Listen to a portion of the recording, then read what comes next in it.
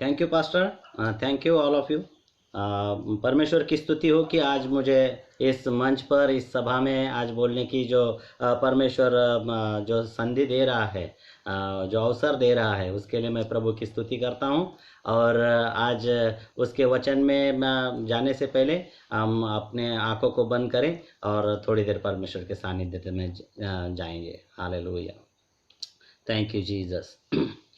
यीशु तेरे करीब आने से जिंदगी मेरी बदल गए, यीशु तेरे छूने से जिंदगी मेरी संवर गए। तूने मुझे है बचाया, तूने मुझे सहलाया, तूने मुझे है बचाया, तूने मुझे सहलाया।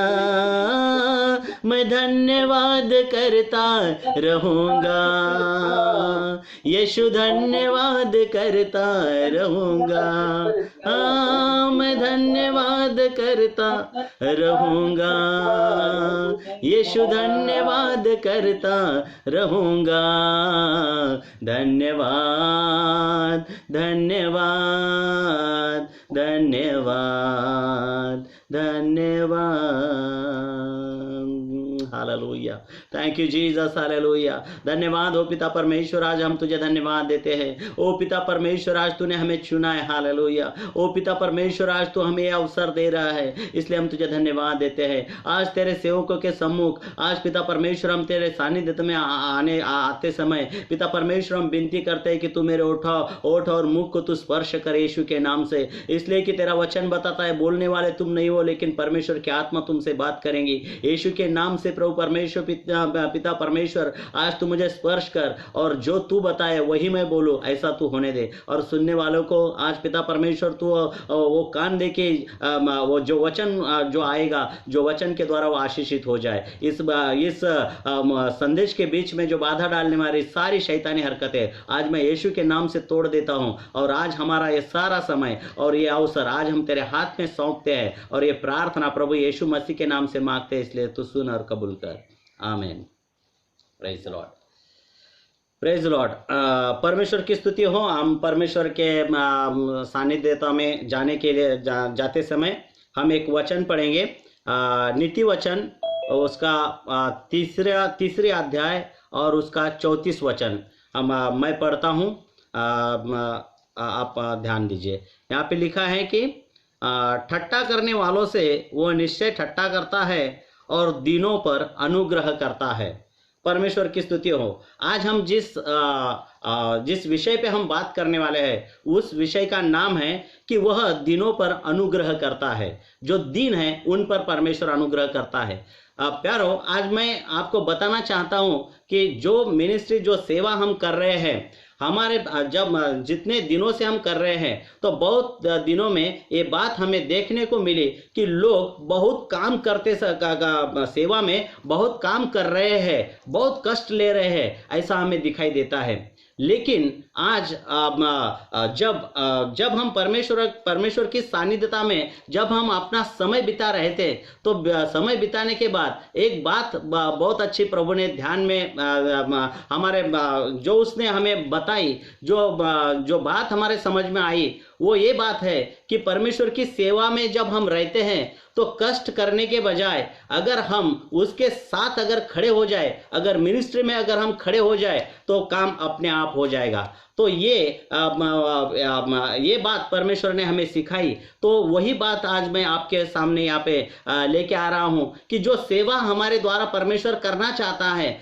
वो सेवा हमारे कष्ट से नहीं, ना बल से, ना ताकत से, ये किसी काम से ये सेवा नहीं हो जाएंगी। तो जो सेवा परमेश्वर ने हमें दी है, तो वह अनुग्रह के वजह से हो जाएंगी। जो परमेश्वर का अनुग्रह है, या परमेश्वर ने बताया कि वो दीनों पर अपना अनुग्रह करता है। परमेश्वर के अनुग्रह के द्वारा आज परमेश्वर हम लोगों के तरफ से वो सेवा कर सकता है। उसके अनुग्रह की हमें जरूरत होती है। अगर हम उसके साथ अगर उसकी सेवा उसने दी है उसमें अगर हम खड़े हो जाए तो काम अपने आप हो जाता है। आज हम देखते हैं कि परमेश्वर जो है, आज ये जो परमेश्वर का हमने वचन जो पढ़ा है, तो यहाँ बताते हैं कि परमेश्वर के सामने जो अपने को दीन नहीं करता तो परमेश्वर उन पर अनुग्रह भी नहीं करता। जो परमेश्वर के सामने दीन नहीं होता तो परमेश्वर का अनुग्रह उन पर होता नहीं।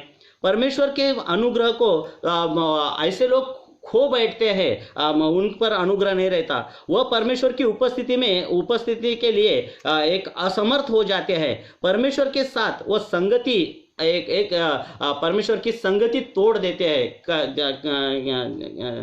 जब वह परमेश्वर के सामने दीन नहीं हो जाते तो परमेश्वर की संगति खो देते हैं। लेकिन आज हम यहाँ पाते हैं कि हम देखते हैं कि लोग आराधना करने के लिए, आज उसकी स्तुति प्रशंसा कर भक्ति करने के लिए आज वो मंदिर में आते हैं, वो परमेश्वर के सामने आते हैं। लेकिन आज लेकिन ये हमारे ध्यान में आ रहा है कि लोग बिना इसके, आज हम देख रहे हैं कि बिना आशीष लेके उसकी कोई परिपूर्ति होती नहीं, और बिना सिर्फ भक्ति में लोग आते हैं और खाली आते हैं और खाली चले जाते हैं।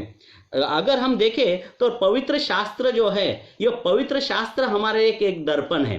पवित्र शास्त्र एक दर्पण है। पवित्र शास्त्र क्या कर रहा है कि वह हमारी जो स्थिति है, पवित्र शास्त्र हमारी स्थिति कैसी है, हम कैसे अवस्था में हैं, ये स्थिति दिखाने का काम पवित्र शास्त्र करता है।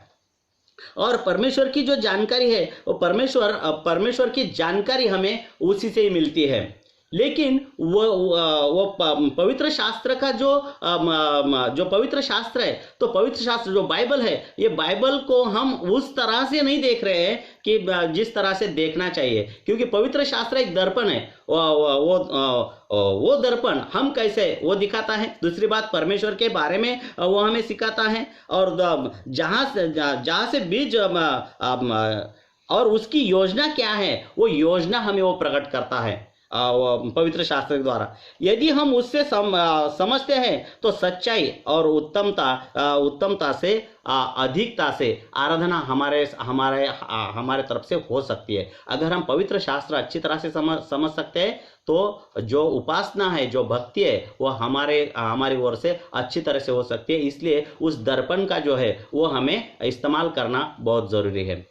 हम देखते हैं कि जब इजराइल लोगों के बारे में हम जब देखते हैं, जब इब्री लोग जब मिस्र देश में थे तो उनकी अवस्था कैसी थी। वहाँ देखिए व्यवस्था विवरण की पुस्तक, उसमें 11वां अध्याय और 10 से 12 वचन तक क्या लिखा है, मैं पढ़ता हूँ, आप सुनिए। देखो, जिस देश के अधिकारी होने को तुम जा रहे हो, वह मिस्र देश के समान नहीं, जहां से निकल कर आए हो, जहां तुम बीज बोते थे और हरे साग के खेत की रीति के अनुसार अपने पांव से नालियां बनाकर सींचते थे। परंतु उस देश के अधिकारी होने को तुम पार जाने पर हो। वह पहाड़ों और तराइयों का देश है और आकाश की वर्षा के जल से सींचता है। वह ऐसा देश है जिसको तेरे परमेश्वर यहोवा को सुधी रही है, और वर्षा के आदि से लेकर अंत तक तेरे परमेश्वर यहोवा की दृष्टि उस पर निरंतर लगी रहती है। यहाँ हमें ये जो आयत हमने पढ़ी है, इस आयत में हमें दिखाता है कि परमेश्वर जो गुलामीपन के साथ से एक आशीषमय जीवन की ओर हमें ले जाना चाहता है। ये वचन अगर हम अच्छी तरह से समझ ले तो ये वचन हमें ये दिखाता है कि ये वचन हमें गुलामी की ओर से आशीषमय जीवन की ओर हमें ले जाने के लिए परमेश्वर की इच्छा है। परमेश्वर ले जाना चाहता है। ये वचन हमें यह प्रदर्शित करता है कि गुलामीपन का जो जीवन है, जो गुलामीपन का जो जीवन होता है, तो वो परमेश्वर गुलामीपन का जो जीवन है, वो गुलामीपन का जीवन ये वचन में प्रकट होता है। परमेश्वर के चुने हुए जो लोग थे, परमेश्वर के चुने हुए लोग मिस्र देश में, जो मिस्र देश में क्या थे कि गुलामी में थे, उनका जीवन अगर देखें तो वो वहां पे जो कष्ट ले रहे थे, उनको वहां जो काम उनको दिया गया था, तो वहां पे वो जो काम कर रहे थे, जो ईंटा बनाने का काम वो करते थे। सिर्फ उनको ईंटा बनाने का ही काम नहीं था, तो वो जंगल में जाके उधर से घास भी लेके आना है और वो घास भी उधर जलाना है और वो ईंटा उनको तैयार करना है। ठीक है, ये काम बहुत कष्ट उनको वो काम में वहां पे मिल रहा था, बहुत कष्ट हो रहा था वहां पे।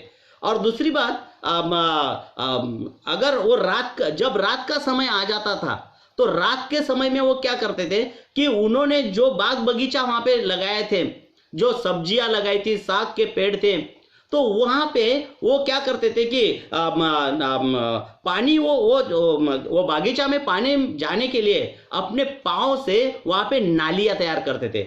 इसका मतलब वो रात को भी सोते नहीं थे और रात को भी उनको कुछ नींद नहीं होती थी उनकी, और रात को भी काम करते थे, दिन में भी काम करते थे, रात को भी काम करते थे, ऐसा था। लेकिन आज हम अगर परमेश्वर का वचन अगर देखेंगे तो परमेश्वर ने क्या किया है कि जब परमेश्वर ने जब इंसान को बनाया था, तो परमेश्वर ने इंसान को बनाया था, तो उसका इंसान को बनाने का जो उद्देश्य था, अगर हम उत्पत्ति की पुस्तक में हम जब देखते हैं तो उधर आदम को जब परमेश्वर ने बनाया था और वो जो आदम की जो वाटिका में, वो बगीचा में उसको रखा था, तो रखने के बाद उस पर कोई जबरदस्ती नहीं थी कि वो बहुत वहां पे कष्ट करे और वहां पे कष्ट करे और वहां से उपज निकाले, ऐसी कोई जबरदस्ती नहीं थी उस पर।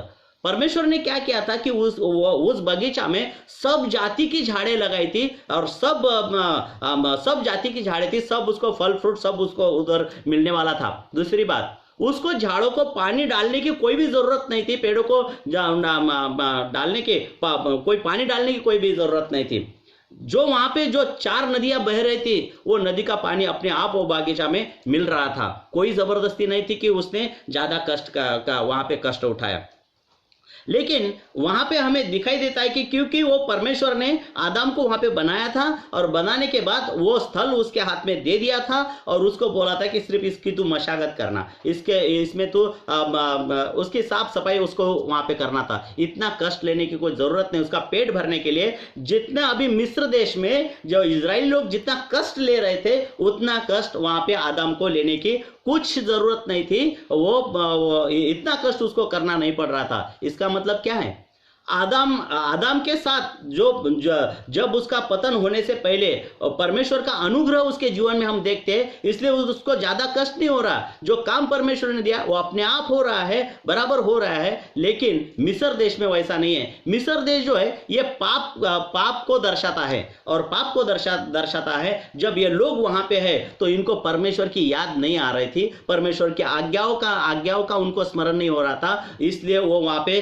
ज्यादा से ज्यादा कष्ट ले रहे थे। लेकिन उनका पेट भी नहीं भरता था, उनका कुछ भी वो वहां पे कुछ भी नहीं कर सकते थे, वो वहां पे कुछ उनको फल नहीं मिला वहां पे। लेकिन जो कोई वहां पे जो वो काम कर रहे थे, वो गुलामगिरी में काम कर रहे थे, उन पर वो गुलामी में काम कर रहे थे, इसलिए उनको वहां पे ज्यादा फ्रूट नहीं मिला। लेकिन परमेश्वर ने क्या किया, जब हमने अभी यहाँ पे जो वचन पढ़ा है कि परमेश्वर तुम्हें ऐसे देश में लेके जा रहा है कि वहां पे किसी आपको ज्यादा मशागत करनी नहीं पड़ेगी, या किसी ऐसी पाव से नालियां करके पानी उधर भेजना भी नहीं पड़ेगा। क्योंकि आज इजराइल देश की अवस्था अगर देखेंगे ना हम, तो इजराइल देश की अवस्था ऐसी है कि इजराइल देश में जो बारिश गिरती है उसका एक बूंद भी फुकट में नहीं जाता। वो लोगों ने वो सारा पानी जो गिरता है, एक तो वहां पे बारिश नहीं होती ज्यादा, लेकिन जब भी बारिश होती है तो वो सारा पानी वो इकट्ठा, ऐसा उन्होंने वहां पे सिस्टम बनाया कि वो सारा पानी इकट्ठा हो जाता है और वो पानी का इस्तेमाल हो जाता है। आज अभी मैं रत्नागिरी में कोकन एरिया में रहता हूँ, सारा इतना बारिश हो जाता है, पूरे 7-8 महीने बारिश हो जाता है, और इतना बारिश होने के बाद जो सब पानी सब समुद्र में चला जाता है, उसका कुछ फायदा नहीं होता। लेकिन इजराइल देश में ऐसा नहीं होता। जो पानी वहां पे गिरता है वो पूरा जमीन में मूर्ता है। वहाँ पे हमने अभी अभी जो वचन में पढ़ा है कि उधर इजराइल देश में आपको कोई ऐसा कष्ट नहीं करना पड़ेगा। क्यों? क्योंकि इजराइल देश में परमेश्वर ने उसका अनुग्रह रखा था। वो अनुग्रह के वजह से वहाँ पे सारी वो लोग आशीषित हो रहे थे। ये अगर हम देखेंगे तो मिस्र देश में वो लोग परमेश्वर की आज्ञा में नहीं है, परमेश्वर की सानिध्यता में नहीं है, परमेश्वर के सामने दीन नहीं है। इसके वजह से वहां पे इतनी गुलामगिरी उनको सहनी पड़ रही है और ज्यादा कष्ट कर रहे हैं, लेकिन फ्रूट नहीं है, इसलिए उनको अनुग्रह की जरूरत थी। तो परमेश्वर ने कहा कि मैं जो भी आपका जीवन जो है वो अनुग्रह के वजह से आगे जा सकता है। व्यवस्था विवरण के 11वां अध्याय और 15वां वचन में लिखा है, और मैं तेरे पशुओं के लिए और तेरे मैदान में घास उगाऊंगा और तू पेट भर खाएगा। अगर परमेश्वर के अनुग्रह में हम रहेंगे, अगर परमेश्वर के वचन में और परमेश्वर की आज्ञा में अगर हम रहेंगे, तो परमेश्वर हमारा ही नहीं तो हमारे साथ जो जीव जुड़े हुए हैं वो भी भूखे नहीं रहेंगे, वो भी पेट भर खाएंगे। परमेश्वर को कोई परमेश्वर के भंडार में कोई कमी नहीं है। आज अभी लॉकडाउन चालू है, किसका काम नहीं है, कोई लोग बोल रहे हैं कि भाई हमारा चर्च चालू नहीं, हम कैसा करेंगे। बहुत सारे पास्टर लोगों का चर्च बंद है, तो बहुत प्रॉब्लम हो रहा है लोगों को कि कैसा पेट भरेंगे। लेकिन परमेश्वर का भंडार जो है, परमेश्वर का भंडार कभी भी रिता नहीं है, परमेश्वर का भंडार बहुत भरा है। अगर हम उसकी सेवा में है, चर्च बंद रहने दो या लोगों का आना जाना ना भी हो जाए, लेकिन फिर भी परमेश्वर की दृष्टि हम पे बनी रहे। हम अगर उसकी आज्ञा में हैं तो परमेश्वर का अनुग्रह हम पे रहेगा। इसलिए परमेश्वर यदि हम उससे अगर प्रेम रखते हैं, हम उचित समय में हमारी आवश्यकताओं को वो पूरा करेगा। न केवल हमसे ही, वरन हमारे पशु हमारे साथ जो जुड़े हैं तो वो सबको वो सहायता करेगा।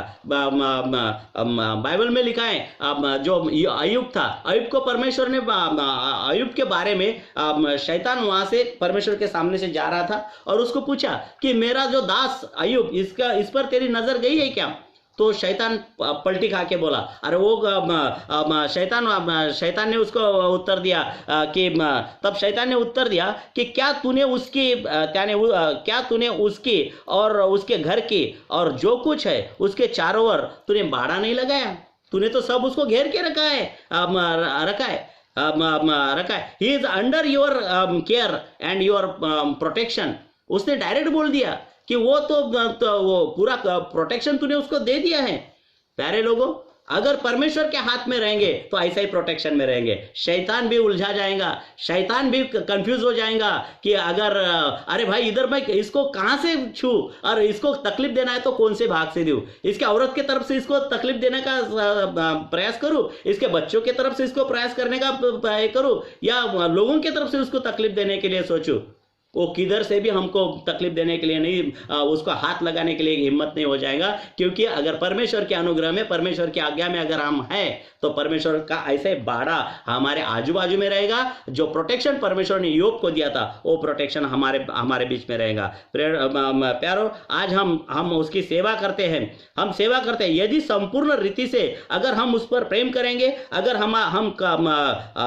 अगर उस पर हम प्रेम करें तो हमारा कष्ट हमारे लिए बोझ या भारी कोई भी सेवा का कोई कष्ट हमको वो बोझ जैसा नहीं लगेगा या कोई भारी नहीं बनेगा हमारे ऊपर। क्योंकि प्रेम की सेवा में हम देखते हैं कि कितना भी कष्ट आए तो हम झेल सकते हैं। जैसा याकूब ने जो याकूब था, याकूब ने राहेल के लिए सब कष्ट लिए थे तो उसको ज्यादा उसका तकलीफ नहीं हुआ। अगर हमारा परमेश्वर के ऊपर प्रेम है तो कोई भी सेवा हमें ऐसी कष्ट की नहीं लगेगी। तो इसलिए याद करें कि हमारी जो निगाह है, हमारी जो जगह है, हमारी जगह परमेश्वर के पास अगर है तो वहां का कड़वा पानी भी मीठा हो सकता है। हमें अगर इजराइल देश में जब वो लोग प्रवास में जा रहे थे, जब वो मारा की जगह आ गए तो वहां का कड़वा पानी भी वो मीठा होने के लिए ज्यादा समय नहीं लगा था। उसने सिर्फ उस पर जब जो डाली डाला तो वहां पे पानी मीठा हो गया। परमेश्वर को कोई ज्यादा समय नहीं लगेगा। वहां उधर सूरज और चांद वो रुक जाते थे, उसको ज्यादा समय नहीं लगता था। अगर हम परमेश्वर के अनुग्रह में रहेंगे तो कोई भी काम होने के लिए हमारे जीवन में समय नहीं लगेगा। इसलिए मैं आपको ये बताना चाहता हूं कि आप आज अगर परमेश्वर की आज्ञा में, परमेश्वर के वचन में, परमेश्वर के सानिध्यता में अगर हम अपना जीवन बिताए तो परमेश्वर हमें उसका अनुग्रह देगा और वो अनुग्रह में हम बने रहेंगे और ना ही कोई तकलीफ रहेगी या कोई भी सेवा का कष्ट नहीं रहेगा। परमेश्वर आपको आशीष दे। Praise the Lord. Thank you everyone.